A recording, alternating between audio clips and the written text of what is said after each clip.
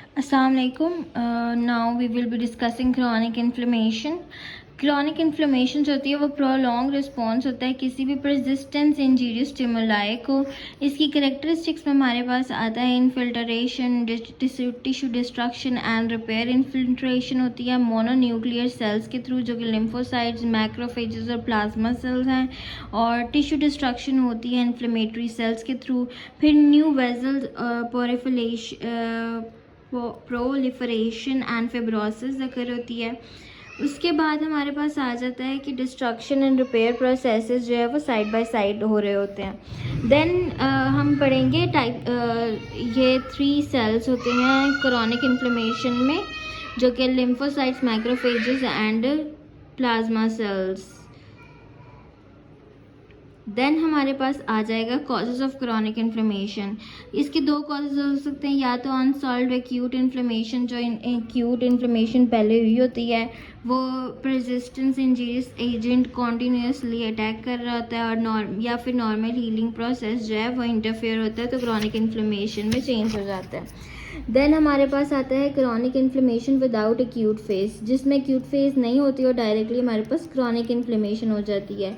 और ये हमारे पास इंजीरियस एजेंट्स की वजह से होता है जो लो इन टॉक्सिसिटी होते हैं as compare to those agents which are leading the acute inflammation. Examples हम देख लेते हैं. परसिस्टेंट इन्फेक्शंस जैसे कि ट्यूबरकुलोसिस जो कि ट्यूबरकुलोसिस कोज करता है, सम फंजाई, फिर prolong exposure to toxins, inhaled silica, elevated plasma lipid जैसे कि एर्थरोस्क्लेरोसिस में होता है, auto immune disease, rheumatoid arthritis. Then comes the types of the chronic inflammation. तो क्रोनिक इन्फ्लेमेशन की 2 टाइप्स हैं, granulomatous chronic inflammation and non granulomatous chronic inflammation. Granulomatous chronic inflammation में हमारे पास फॉर्मेशन होती है एपिथेलॉइड सेल ग्रेन्युलोमा की. और epithelioid sales क्या होते हैं? ये एक्टिवेटेड मैक्रोफेजेस होते हैं कि जो कि लार्ज सेल्स होते हैं और रिजेंबल करते हैं एपिथेलियल सेल्स को. एपिथेलॉइड सेल्स जो हैं वो इन्हांस करते हैं एबिलिटी लाइजोसोम्स को सिक्रीट करने की और वैरायटी ऑफ एंजाइम्स को सिक्रीट करने की, लेकिन इसकी फेगोसाइटोटिक एक्टिविटी वीक होती है. अब हम आगे देख लेते हैं ग्रैन्युलोमा क्या होता है. तो ग्रैन्युलोमा यहाँ पे उन्होंने मेंशन किया हुआ है कि microscopic aggregation of epithelioid cells जो पीछे पड़े थे, surrounded by collar of lymphocytes and plasma cell. के एपिथेलॉइड सेल्स जो एग्रीगेट होते हैं और वो इर्द गिर्द उनके जो है लिम्फोसाइट्स और प्लाज्मा सेल्स होते हैं, इसको हम ग्रैन्युलोमा कहते हैं. और जो ओल्ड ग्रैन्युलोमा होता है उसके इर्द गिर्द हमारे पास एक रिम फॉर्म हो जाती है फिब्रोब्लास्ट की, और and frequently contain large cell, और इनमें जॉइंट सेल्स होते हैं पेरिफेरी के पास, और कभी कभी सेंट्रल ऑफ ग्रैनुलोमस भी होते हैं. फिर है हमारे पास pathogenesis of granuloma. Epithelioid cells granuloma के जो हैं वो बनते हैं मैक्रोफेजेस से, और फेगोसाइटोसिस एंड इंजीरियस एजेंट्स जो है सरवाइव कर जाते हैं उसके अंदर.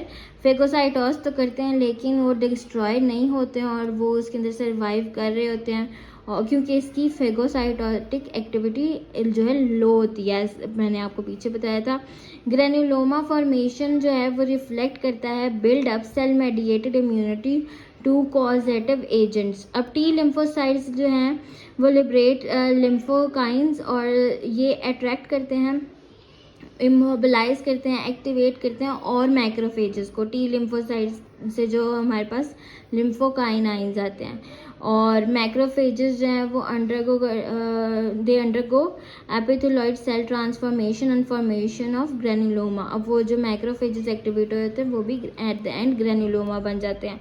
अ typical feature of epithelioid cell granuloma is formation of Langhans giant cells. ये क्या होता है कि फ्यूजन होती है मैक्रोफेजेस की, और इसमें 10 to 50 न्यूक्लियाई जो हैं वो इसमें इन्फ्यूज़ हो जाते हैं, और ये around the periphery of the cell होता है. और ग्रैनुलोमा ऑफ ट्यूबरकुलोसिस है central caseous necrosis. Then giant cell क्या होता है? जाइंट सेल जो होते हैं बड़े सेल्स होते हैं जिसमें एक से ज़्यादा न्यूक्लियस होते हैं. इसकी 2 टाइप्स हैं, Langhans cells and foreign body types giant cells. Langhans जो हैं वो ट्यूबरकुलोसिस में पाए जाते हैं, और ये फ्यूजन होती है मैक्रोफेजेस की. The nuclei in this form tend to arrange in the periphery of the cell. Then हमारे पास आते हैं फॉरेन बॉडी टाइप। तो इसमें फ्यूजन होती है मैक्रोफेजेस की, लेकिन न्यूक्लियर स्कैटर रहते हैं throughout the cytoplasm, fuse नहीं होते हैं। And due to insert foreign body such as sutures, splinters and breast implants, इनमें हमारे पास फॉरेन बॉडी जाइंट सेल्स देखे जाते हैं। देन हमारे पास आ जाता है नॉन ग्रेनुलोमेटस क्रॉनिक इन्फ्लेमेशन। तो इसमें हमारे पास क्या होता है, एक्यूमुलेशन होती है लिम्फोसाइट्स, प्लाज्मा सेल और मैक्रोफेजेस की इंजर्ड एरिया में, और इसमें ग्रेनुलोमस नहीं बनता, और स्कैटर्ड टिश्यू नेक्रोसिस और फिब्रोसिस नॉन ग्रेनुलोमेटस में कॉमन है।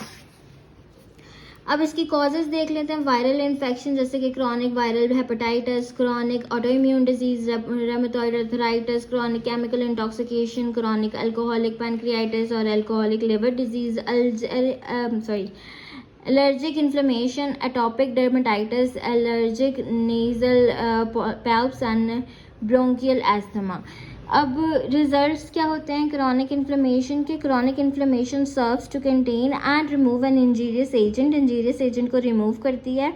उसके बाद chronic inflammation is often associated with tissue damage and implies serious clinical illness. अब क्रॉनिक इन्फ्लेमेशन की वजह से हमें फर्दर क्लिनिकल इलनेसेस भी जो है रिकॉर्ड में आती है, जैसे कि लिवर फेलियर हो सकता है अगर क्रॉनिक एक्टिव हेपेटाइटिस हो। उसके बाद हमारे पास फिब्रोसिस जो है वो मोर सीरियस साइड इफ़ेक्ट्स रखती है क्रॉनिक इन्फ्लेमेशन के। इसमें हमारे पास आप देख सकते हैं कि हार्ट फेलियर भी हो सकता है अगर जो है ये क्रॉनिक इन्फ्लेमेशन हो जाती है हमारे पास। पेरिकार्डाइटिस, क्रॉनिक पेरिकार्डाइटिस इसको कंसिडर करेंगे।